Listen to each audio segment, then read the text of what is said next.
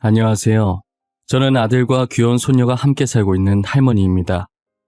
제가 집에 혼자 있는 시간이 많아서 이것저것 찾아보다가 이곳을 알게 된 후부터는 여기에 올라오는 사연들을 자주 듣곤 했는데요. 청취자였던 제가 사연의 주인공이 될 거라곤 상상도 하지 못했어요. 이곳은 정말 다양한 주제의 이야기들이 많더라고요.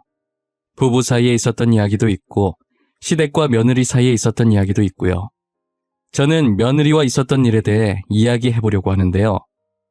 그때 일만 생각하면 아직도 아들에게 미안하다는 마음뿐이에요. 아들이 저 때문에 며느리와 이혼을 하게 된 것 같다는 생각이 들었거든요. 이런 얘기 어디에도 해본 적 없었는데 여기는 익명이라고 하니 용기를 내어 사연을 보내보려고 합니다. 제 사연은 불과 몇 달 전에 일어났던 일이에요.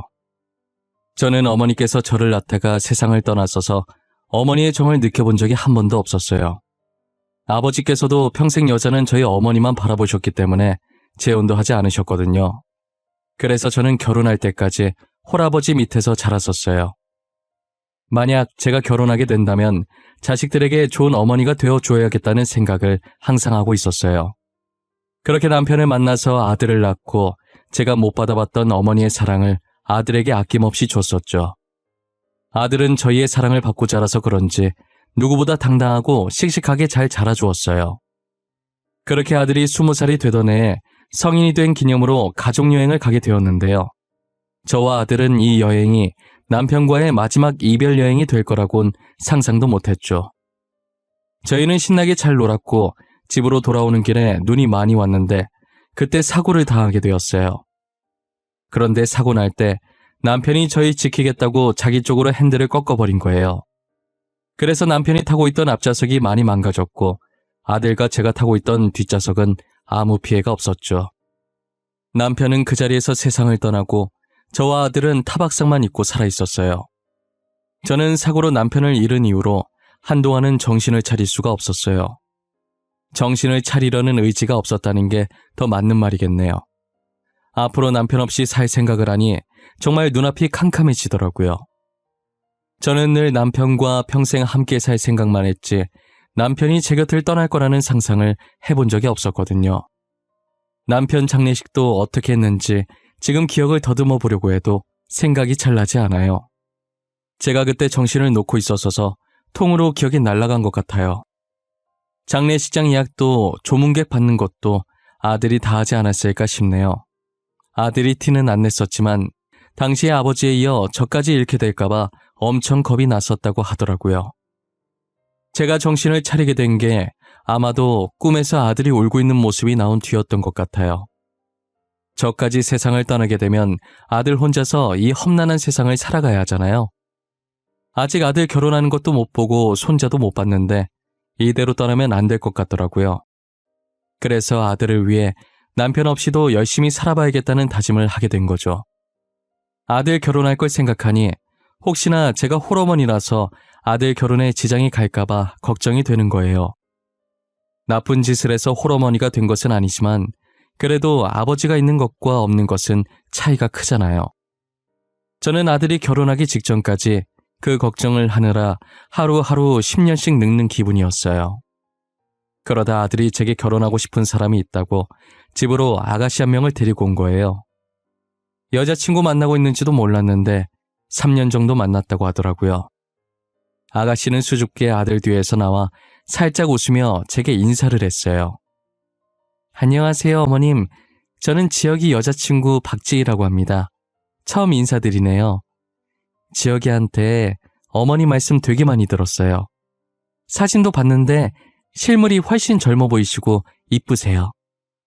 어머, 그래요? 고마워요. 요즘에 같지 않게 말을 어쩜 이렇게 이쁘게 할까? 아들, 우리 아들한테 이렇게 이쁜 여자친구가 있었어? 여자친구가 있으면 진작 말을 하지 그랬어. 확실히 결혼하고 싶은 사람이 생기면 그때 말하고 싶어서 미루다 보니 그렇게 됐어요. 이해해주세요, 어머니. 아들, 확실한 거 좋아하잖아요. 그치, 맞지. 지아비를 쏙 빼닮아서 확실한 거 아니면 안 하지. 잘 왔어. 마침 저녁 하려던 참인데 저녁 먹고 가요. 시간 괜찮죠? 내 음식이 입맛에 잘 맞을지 모르겠네. 걱정과는 달리 다행히도 아들은 참하고 착한 며느리를 데리고 왔더라고요. 저는 제 주변에 결혼하고 변하는 며느리를 많이 봐서 끝까지 의심의 끈을 놓지 않았었어요. 그런데 며느리는 다른 집 며느리들과 다르게 결혼하고 시어머니와 함께 살기 불편하고 힘들 텐데도 퇴근 후에 혼자서 집안일까지 다 하고 제게 무척이나 싹싹하게 대하더라고요. 저도 그런 며느리의 모습을 보고 가식은 아니구나 싶어서 마음을 열게 되었어요. 며느리와 저는 빠르게 가까워졌고 다른 사람이 보면 친모녀지간이라고 착각할 만큼 친하게 지냈었어요. 호칭도 저는 며느리에게 딸이라고 했고 며느리는 제게 엄마라고 했었죠. 아들이 질투를 느낄 만큼 둘이서 쇼핑도 가고 맛있는 곳도 자주 먹으러 다녔었어요. 자주 가는 가게 사장님은 저희가 친모녀인 줄 알고 엄마랑 딸이 보기 좋다고 칭찬까지 해주시더라고요. 저희는 딱히 부정하지 않고 보기 좋아 보이냐고 감사하다고 웃으면서 맞받아치곤 했어요. 며느리가 저와 이렇게 가깝게 지내게 된 게 자신의 어머니에게는 느껴지지 않는 정이 저한테 느껴졌대요. 한날은 며느리가 제게 안사돈과 자신에 대해서 이야기해 주더라고요. 어머님, 제가 그이랑 어머님께 말 못한 게 하나 있는데요. 사실 저희 어머니 말이에요. 제 친어머니가 아니세요. 아빠랑 몇 년 전에 재혼하신 분이세요. 그러니? 난 전혀 몰랐어. 안사돈께서 너를 엄청 챙기시길래 당연히 친딸인 줄 알았지. 전혀 눈치 못 채고 있었어. 비밀로 하려던 것 같은데 나한테 말해도 되는 거야? 어머님은 괜찮을 것 같아요. 대신 남편한텐 비밀이에요. 아셨죠? 아직은 말하고 싶지 않아요. 지금 남편이 새어머니랑 잘 지내고 있는데 괜히 저 때문에 어색해지는 거 싫어요. 그랬구나. 나도 너한테 들은 말 아들에게 말 안 하마. 너도 그동안 혼자서 많이 힘들었겠구나. 얼마나 마음이 무거웠겠어. 지금 나한테 말하는 것도 쉽지 않았을 텐데. 알고 보니 안사돈이 며느리를 낳아주신 친모가 아니라 몇 년 전에 재혼한 계모라고 하더라고요. 며느리랑 친해지려고 노력은 하는 것 같은데 진심이 보이지 않아서 마음을 쉽게 못 열었다고 하는 거예요. 제게는 잘 나오는 엄마 소리도 안사돈한테는 아직 한 번도 하지 못했다고 하더라고요. 그런 속사정이 있는지 몰랐는데 며느리를 보니 어릴 때 저를 보는 것 같아서 참 안쓰러웠어요. 그 이야기를 듣고 제가 더 잘해줘야겠다는 생각이 들었죠. 아들이 결혼한 지 2년 만에 드디어 며느리가 임신을 했다는 소식을 듣게 됐어요. 그런데 임신 소식에 누구보다 기뻐해야 할 며느리가 안색이 많이 좋지 않더라고요. 저는 혹시라도 며느리가 어디 아픈 게 아닌지 걱정이 됐어요. 아가, 이렇게 좋은 날 표정이 왜 그래? 어디 아픈 곳이라도 있는 거야? 아들아, 며느라기 데리고 병원 다시 가봐야 하는 것 아니니? 아니에요, 어머님. 저 아픈 곳 없어요. 그냥 조금 걱정이 돼서 그래요. 뱃속의 아가가 아들이 아니면 어쩌나 싶은 생각이 들어서 미리부터 걱정이 되네요. 난 또 뭐라고. 아들이든 딸이든 뭐가 중요해. 성별이 어떻든 똑같이 내 핏줄인걸. 나는 그런 거 안 따지는데 설마 너가 아들, 딸 따지고 그러니? 아휴, 그런 거 아니에요. 혹시나 어머님께서 아들 원하고 계실까봐 그런 거였어요. 사실 저는 딸을 더 낳고 싶었거든요. 아무래도 같은 여자니까 나중에 말이 잘 통할 것 같아서요.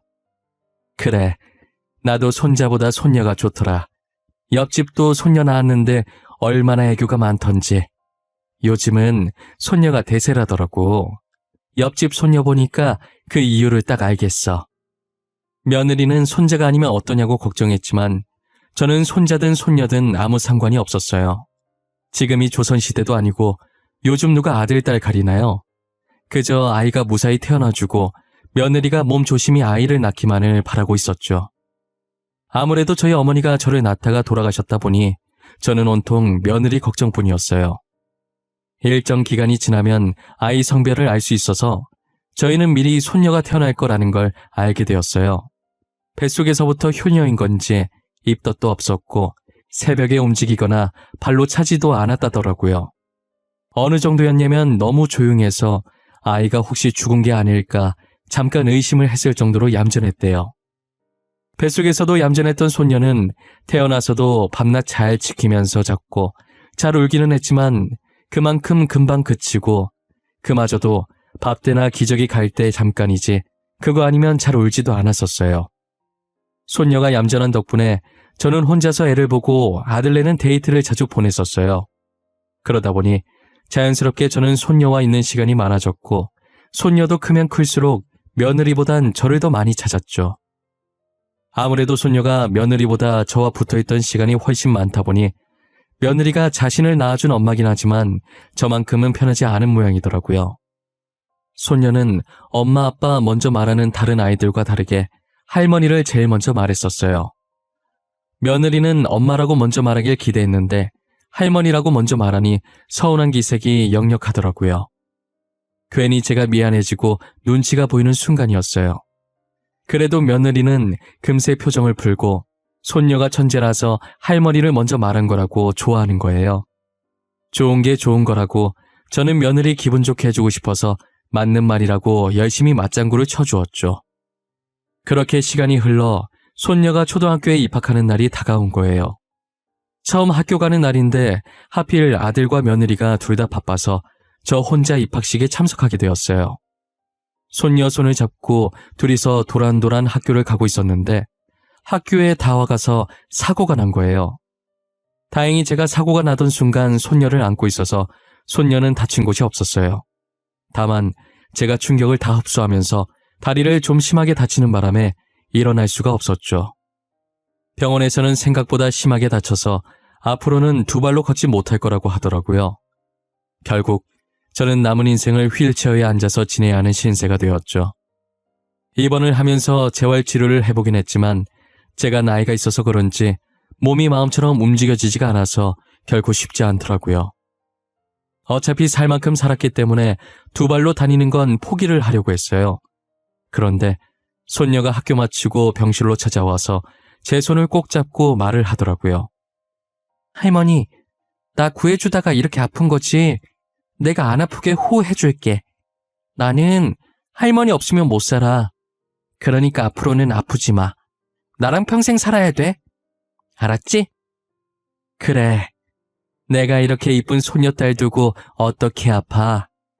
아파도 참고 우리 손녀랑 오래오래 살아야지. 할머니 금방 나을 거니까 걱정하지 말고 엄마 아빠 말 잘 듣고 학교도 잘 다녀야 한다. 응, 나 학교 잘 다녀. 친구도 대빵 많이 사귀었어. 걱정하지 마. 다리 다 나으면 우리 같이 놀러 다니자. 할머니랑 놀러 다니는 게 세상에서 제일 좋아. 그럴까? 우리 강아지 때문에 빨리 나아야겠네. 할머니 열심히 치료받고 얼른 나을게.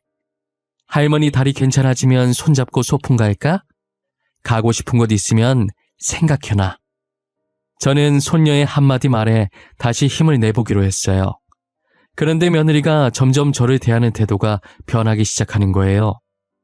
처음엔 병간호를 잘해주는 것 같다가도 얼마 지나지 않아 저를 돌봐줄 간병인을 고용했더라고요. 그래도 누군가 돌봐주는 사람이 없는 것보다는 나아서 아무 말 하지 않았었어요. 며느리는 간병인을 고용한 뒤부터 제 병실에 잘 오지 않았어요. 저는 괜히 스트레스 받기 싫어서 회사가 바빠서 어쩔 수 없이 못 오는 걸로 생각하기로 했죠. 제가 퇴원을 한 뒤에 저를 돌봐줄 사람이 없어서 며느리가 단기간 휴직계를 냈더라고요. 어디서부터 잘못된 건지는 몰라도 며느리는 저를 없는 사람 취급하기 시작했어요. 가족들이 없을 땐 밥도 안 차려줘서 저는 점심을 늘 굶었다고 생각하면 돼요. 배고파도 제가 일어나서 요리를 할 수 없는 노릇이니 참고 있을 수밖에 없었죠. 며느리가 밥 안 차려주는 건 약과였어요. 밥이야 점심 잠깐 참고 아들 퇴근하면 같이 저녁을 먹을 수 있는 거니까 괜찮았는데 저를 전염병 환자 취급하면서 손녀가 제 옆으로 오려고 하면 못 가게 막더라고요. 밥 안 주는 것보다 손녀 가까이 못 가게 하는 게 더 서러웠어요. 손녀는 영문도 모른 채 저한테 오겠다고 떼쓰고 며느리는 막고 있고 난리였죠.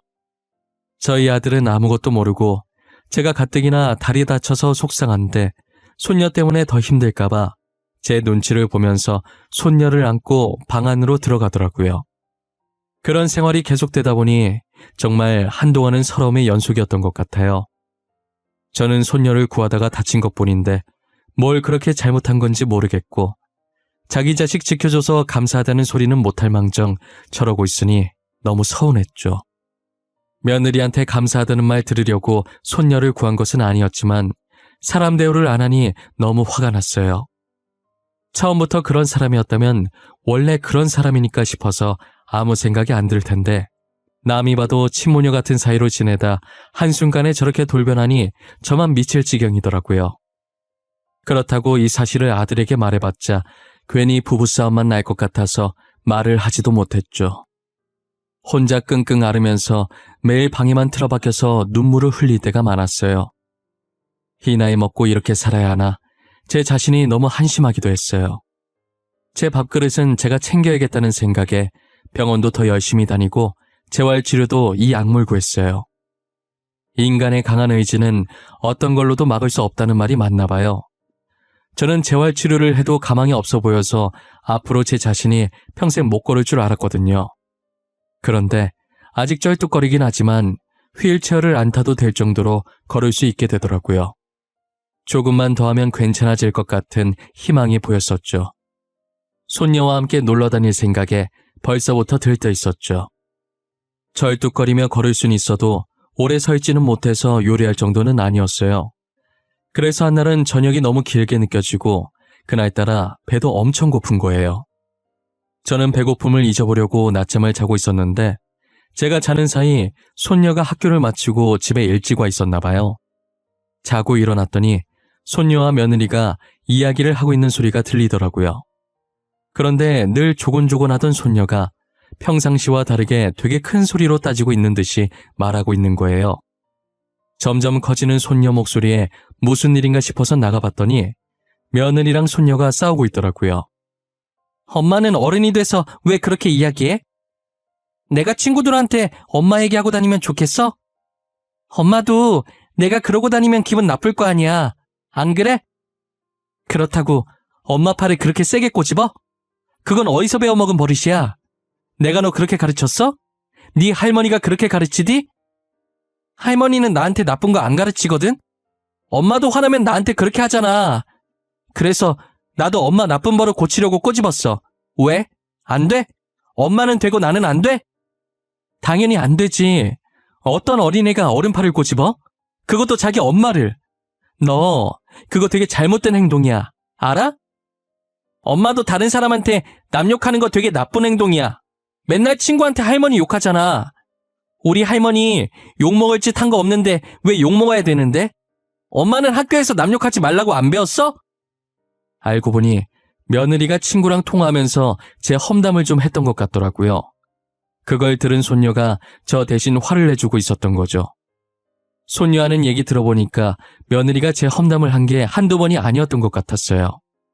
결국 며느리와 싸우다 울분이 찼는지 손녀가 말하다가 울기 시작하더라고요.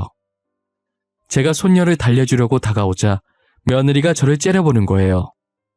마치 저 때문이라는 듯 저를 원망한다는 듯한 표정을 하고서요. 저는 일단 울고 있는 손녀를 달래서 제 방으로 데리고 들어왔어요. 손녀는 제 방에 들어오자마자 저를 안고 뭐가 그렇게 서러운지 숨이 넘어갈 듯 우는 거예요. 제 품에서 떨어지려고 하지 않길래 가만히 등만 토닥토닥 해줬어요. 어느 정도 진정이 됐는지 제게 무슨 일이 있었는지 말을 해주더라고요. 우리 강아지 울면 못생겨지는데 눈물 닦는다고 하도 얼굴을 비벼서 이쁜 얼굴 다 망가지겠어. 지훈이는 웃을 때가 제일 이쁜데 지금은 불어터진 찐빵 같네. 할머니 너무 불쌍해. 엄마는 미워. 할머니가 아프고 싶어서 아픈 것도 아닌데. 그리고 내가 할머니 더 좋아하는 게 어때서 그러는 거야? 같은 가족이잖아. 그게 무슨 말이야? 누가 너한테 뭐라고 해? 혹시 너네 엄마가 자기보다 나를 더 좋아해서 싫대? 응, 엄마가 싫대. 짜증난대. 내가 처음 말할 때 엄마라고 안 하고 할머니라고 해서 싫고 할머니 병원에 있을 때 내가 맨날 할머니만 찾아서 싫대. 할머니라는 단어 쓰지 말래. 며느리가 저를 그토록 미워했던 이유를 이제야 알 것 같았어요. 제가 병원 입원했을 때부터 며느리가 변하기 시작했었는데 손녀 말 들어보니 시기도 비슷하게 딱 들어맞더라고요. 자신은 딸을 너무 사랑하는데 딸은 저만 찾고 있으니 질투심에 더욱 그랬던 것 같아요. 제가 미워지기 시작하니까 이제 제 행동 하나하나가 다 미워 보이고 안 이꾸어 보였던 거죠. 그래서 손녀와 저를 떨어뜨려 놓으려고 일부러 그랬던 거예요. 하지만 떨어뜨리려고 하면 할수록 손녀가 저를 찾는 게 심해지고 며느리는 며느리대로 스트레스 받고 그러다 보니 이 지경까지 오게 된 것 같아요. 근데 며느리가 어린 손녀 있는 앞에서 자기 친구한테 제 흉을 심하게 보긴 했더라고요. 자기한테서 손녀 뺏으려고 일부러 사고 내서 지켜준 척한 거 아니냐느니 손녀한테 동정표 얻으려고 움직일 수 있으면서 휠체어 타고 다닌 거라느니 막말을 많이 했었어요. 그야말로 며느리는 비뚤어진 모성애의 표본이었죠. 아무리 질투가 났다지만 이제 겨우 초등학교 들어간 어린 손녀 앞에서 어떻게 그런 막말을 퍼부을 수 있단 말입니까? 솔직히 마음 같아선 그 소리를 듣고 며느리와 한바탕 하고 싶었지만 가정의 평화를 위해서 제가 참으려고 했어요. 괜히 말 꺼냈다가 아들이 상처받을 것이 분명했고 아들 성격에 바로 이혼 도장 찍을 게 뻔했거든요. 저 하나 때문에 손녀를 엄마나 아빠 없는 아이로 만들고 싶지 않았어요. 그런데 손녀는 제 생각과는 많이 달랐던 모양이에요. 다 같이 저녁을 먹고 있는데 아들에게 오늘 있었던 일을 이야기하더라고요. 그동안 손녀가 제 험담을 많이 듣고 있었는데 제가 상처받을까봐 말을 안 꺼내다가 제가 모든 것을 알게 되니까 이왕 알게 된 거 아들한테까지 말을 한 것이죠. 아들은 밥을 먹다가 손녀의 말에 표정이 굳어져서 국을 뜨던 숟가락을 탁 하고 식탁에 놓더라고요. 와중에 손녀는 국이 자기 옷이랑 얼굴에 튀었다고 아들에게 짜증을 내고 있었고 아들은 손녀가 짜증내든 말든 아랑곳하지 않고 며느리를 째려보다시피 쳐다보고 있었어요.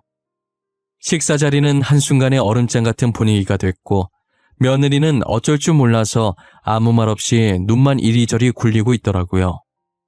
당신이 한번 말해봐. 지금 지윤이가 나한테 한 말이 다 맞아? 사실이야? 사실인지 아닌지 입이 있으면 말을 해보라고. 진짜 맞아? 그게 여보 나는 진짜 지윤이를 너무 사랑해서 그랬어. 지윤이가 나만 봤으면 좋겠는데 계속 어머님만 찾잖아. 그래서 나도 모르게 그랬어. 당신 지금 그걸 변명이라고 하고 있는 거야? 지훈이가 어머니만 찾아서 그랬다고? 어떻게 고작 그런 이유로 어머니를 그런 식으로 말하고 다닐 수 있어? 난 내 딸을 너무 사랑한 죄밖에 없어. 엄마가 딸을 사랑하는 건 당연한 거잖아. 당신은 모성애 같은 거 죽었다 깨어나도 모를 거야. 모성애라 포장하려고 하지 마. 그거 모성애 아니야. 그게 어떻게 모성애야. 잘못된 집착이지. 당신이 하는 거 집착이라고. 아니나 다를까 아들 부부는 저와 손녀가 보는 앞에서 부부싸움을 하게 되었고 아들은 무섭게 며느리를 쏘아붙이기 시작하더라고요. 며느리는 곧 죽어도 제게 미안하다는 말을 하지 않았고 자신이 한 행동을 모성애라고 치부하더라고요. 결국 아들의 입에선 이혼이라는 단어까지 나오게 됐죠. 그만하자. 나는 어머니랑 따로 살 마음도 없고 너도 어머니한테 미안한 마음이 전혀 없는 것 같아 보이니까 더 이상 이렇게 같이 살 수는 없을 것 같네. 이혼해 우리. 이혼하자고? 싫어. 내가 왜 이혼을 해. 나 당신도 지훈이도 너무 사랑해. 우리 분가만 하면 다시 예전처럼 행복해질 수 있어. 그런데 이혼을 왜 해? 미안한데 지훈이도 어머니 많이 좋아하고 나도 분가할 마음이 전혀 없어. 그러니 어머니께 사과를 하던지 이혼을 하던지 둘 중에 선택을 해. 내가 잘못한 게 없는데 어머니한테 왜 사과를 해? 내가 대놓고 어머니한테 막말한 적도 없잖아. 내가 뭘 그렇게 잘못했는데?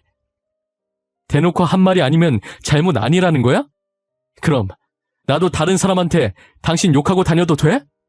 당신이랑 똑같이 그렇게 행동하고 다녀도 되냐고. 아니잖아. 당신도 내가 그러면 기분 나쁘잖아. 며느리가 반성할 마음이 전혀 없어 보이자 아들은 한숨을 쉬더니 고개를 좌우로 흔들더라고요. 아들은 며느리가 제게 사과 한마디만 했어도 이혼까지는 안 하려고 했을 거예요. 끝까지 사과를 안 하려고 하니 이혼밖에 답이 없다는 생각을 한 거죠. 아들은 손녀에게 엄마 아빠 따로 살게 되면 누구랑 살고 싶은지 물었어요. 손녀는 망설임도 없이 엄마랑은 안 살고 싶다고 말하더라고요.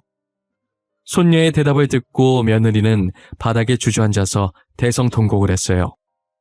결국 아들 부부는 합의 이혼을 하게 되었고 현재 손녀는 저희와 함께 살고 있어요. 아무래도 며느리가 손녀를 낳아준 친엄마니 따로 손녀를 만나는 것에 크게 관여하지 않았어요. 오히려 손녀가 며느리를 만나는 게 불편한지 계속 피하려고 하더라고요. 한날은 제가 손녀를 붙잡고 1시간 동안 얘기했던 것 같아요. 엄마가 딸을 너무 사랑해서 그랬던 거라고, 그러니 엄마가 만나자고 하면 만나주라고 타일렀죠. 못 본 사이 며느리가 많이 헬쑥해졌더라고요.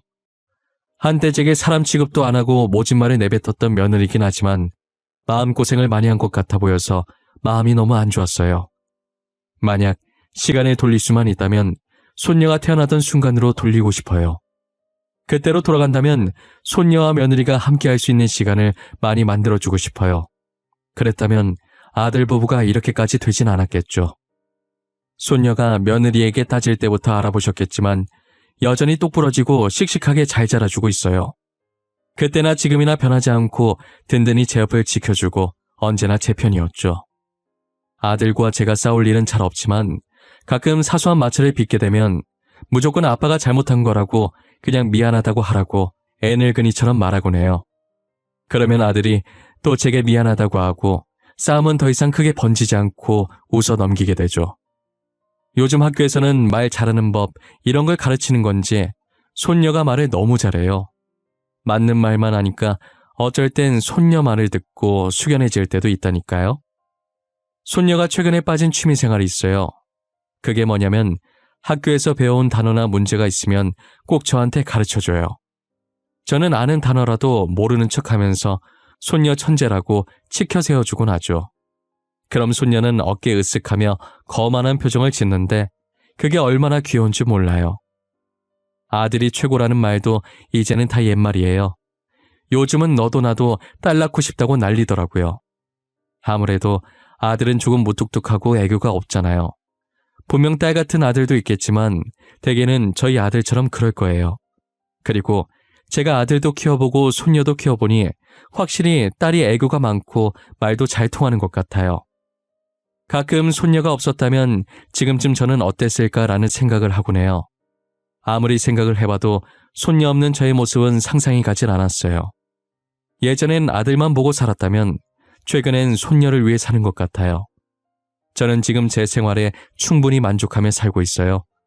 돈보다도 소중한 아들과 손녀와 함께 말이에요. 그리고 최근 병원에서 좋은 소식이 들려왔어요. 재활치료를 조금만 더 하면 쩔뚝거리는 제 다리도 이제 예전처럼 돌아올 수 있을 것 같다더라고요. 사고 전 상태로 완전히 돌아갈 수는 없지만 일상생활은 가능한 정도라고 하셨어요. 그거라도 어디냐고 의사 손 꼭 잡고 감사하다고 펑펑 울었네요. 저는 앞으로도 치료 열심히 해서 남은 인생 아들과 손녀만 바라보면서 살아보려고요. 여러분들도 꼭 오래오래 건강하게 사셨으면 좋겠습니다. 살면서 건강만큼 중요한 건 없는 것 같아요. 지금까지 제 긴 이야기 들어주셔서 진심으로 감사합니다.